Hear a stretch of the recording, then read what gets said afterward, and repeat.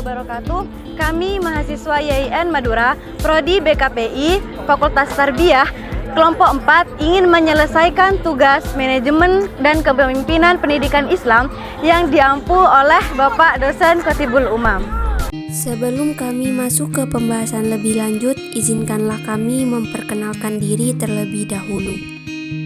Yang pertama, Aska Naurel Barera dengan NIM 22381092103. Selanjutnya, Nordiana Fitria dengan NIM 22381092053. Lalu berikutnya Siti Nurhidayati dengan NIM 22381092107. Dan yang terakhir Dia Nurhaliza dengan NIM 22381092071.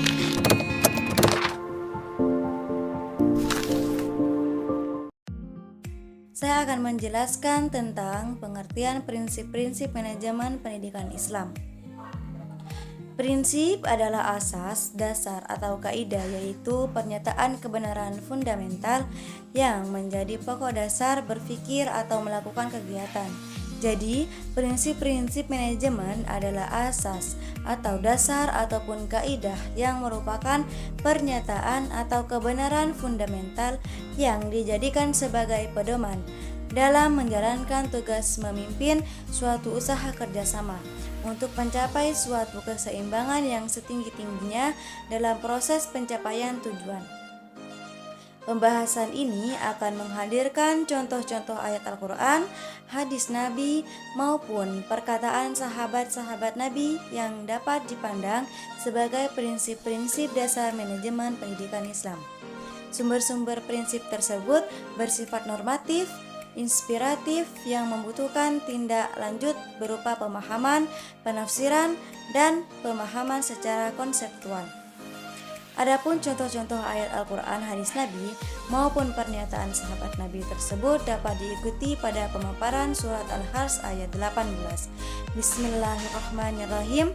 Ya ayyuhalladzina amanu taqullaha wal tandur nafsa ma qaddamat lighadid taqullah innallaha khabirum bima ta'malun. Shadaqallahul adzim.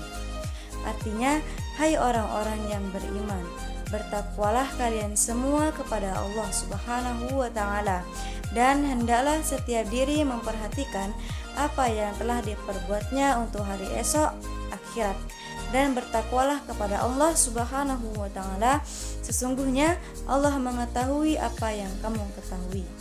Menurut Muhammad Ali As-Sabuni, yang dimaksud dengan watandur nafsun ma qaddamat lighad adalah hendaknya masing-masing individu memerhatikan amal-amal soleh yang diperbuat untuk menghadapi hari kiamat. Ayat ini memberi pesan kepada orang-orang yang beriman untuk memikirkan masa depan. Dalam bahasa manajemen, memikirkan masa depan adalah dituangkan dalam konsep yang jelas dan sistematis. Ini disebut perencanaan atau planning. Perencanaan ini menjadi sangat penting karena berfungsi sebagai pengarah bagi kegiatan, target-target, dan hasil-hasilnya di masa depan, sehingga apapun kegiatan yang dilakukan dapat berjalan dengan tertib. Di sini saya akan menjelaskan tentang prinsip-prinsip dasar manajemen pendidikan Islam.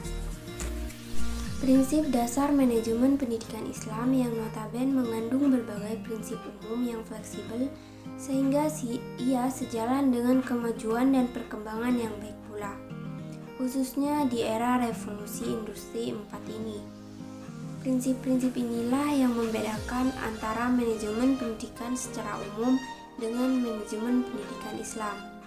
Mengenai prinsip-prinsip manajemen pendidikan Islam dalam Al-Quran, maka secara terperinci beberapa di antara prinsip dasar manajemen pendidikan Islam jika diterapkan dalam konteks persekolahan atau madrasah dan pesantren dapat diuraikan sebagai berikut.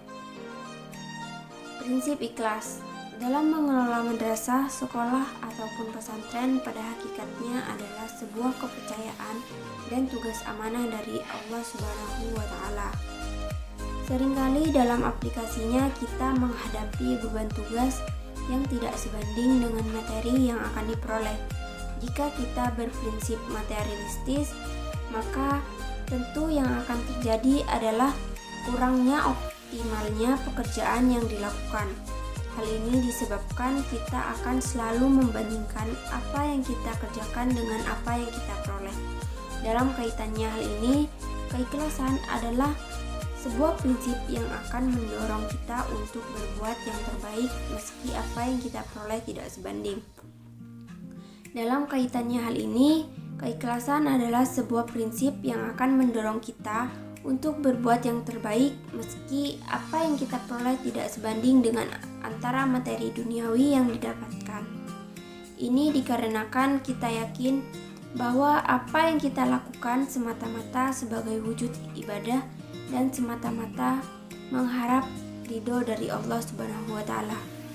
Sebagaimana firman Allah dalam Al-Quran surat Al-A'raf ayat 29, ayat tersebut mengajarkan agar manusia senantiasa mengikhlaskan diri dari segala bentuk peribadatan kita semata-mata karena Allah Subhanahu wa Ta'ala, disertai dengan keyakinan bahwa Allah pasti akan memberikan balasan yang setimpal atas apa yang ibadah kita lakukan itu.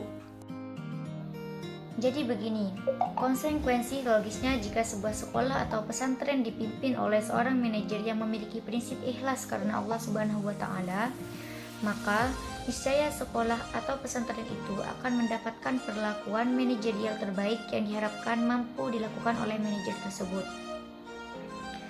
Dan ini tentu akan sangat berdampak kepada kualitas sekolah atau pesantren tersebut ke depannya. Salah satu sifat yang dimiliki oleh baginda Rasulullah Shallallahu Alaihi Wasallam yang dibawa sejak sebelum masa kenabian tiada lain adalah sifat jujur.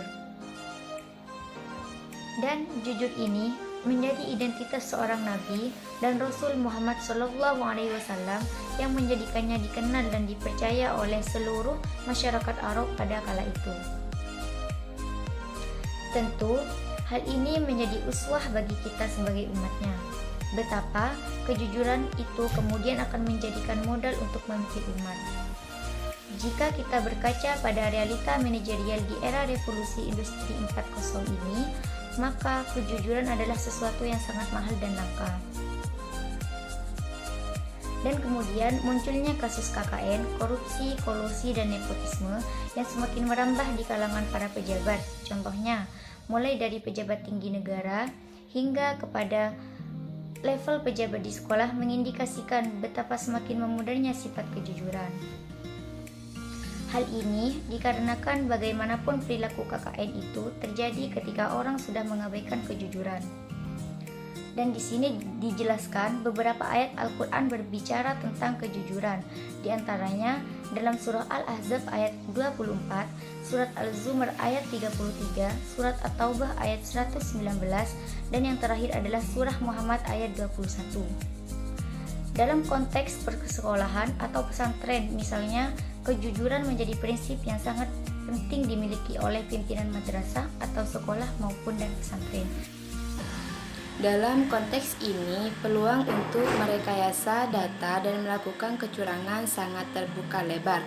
Namun, jika memiliki prinsip kejujuran, maka tentunya sebesar apapun peluang untuk melakukan perilaku kebohongan tentu tidaklah akan dilakukan. Konsekuensi bagi sekolah yang dipimpin oleh seorang manajer yang jujur, tentu sekolah itu akan mendapatkan hak sesuai dengan peruntukan yang diberikan kepadanya. Program-program pemerintah yang saat ini banyak berpihak kepada pengembangan kualitas sekolah tentu akan tepat sasaran, dan peningkatan kualitas pendidikan yang diharapkan akan menjadi sebuah keniscayaan dan tidak akan banyak mengalami kebocoran dana penyalahgunaan wewenang. Prinsip adil. Salah satu prinsip dasar yang tidak kalah penting dalam manajemen pendidikan Islam adalah sifat adil. Menurut Abduddin Atta, tentang keadilan adalah sebuah istilah yang digunakan untuk menunjukkan pada persamaan atau bersikap tengah-tengah atau tawasud di antara dua perkara. Keadilan dalam hal ini yang terjadi berdasarkan keputusan akal yang dikonsultasikan dengan agama. Adil sering juga dimaknai sebagai suatu sikap moderat, objektif terhadap orang lain dalam memberikan hukuman atau punishment, yang sering diartikan pula dengan persamaan dan keseimbangan dalam memberikan hak orang lain tanpa ada yang dilebihkan atau dikurangi. Sebuah sekolah atau madrasah memiliki pemimpin yang adil, yang di dalamnya akan memiliki kultur sekolah atau madrasah yang kondusif bagi pengembangan kualitas di dalamnya. Pendidikan Islam juga dituntut ideal, maksudnya pendidikan harus memunculkan bagaimana sifat yang transenden dan integral. Hal ini sangat berguna sekali dalam hal ini yang berkaitan antara alam fisik dan metafisik, karena keduanya saling berhubungan satu sama lain. Pendidikan juga dituntut harus mampu melatih perasaan peserta didik, sehingga dalam hal sikap hidup, tindakan, keputusan, dan pendekatan terhadap segala jenis pengetahuan, hal tersebut dipengaruhi sekali oleh nilai spiritual. Sekian presentasi dari saya, kurang lebihnya mohon maaf. Wassalamualaikum warahmatullahi wabarakatuh.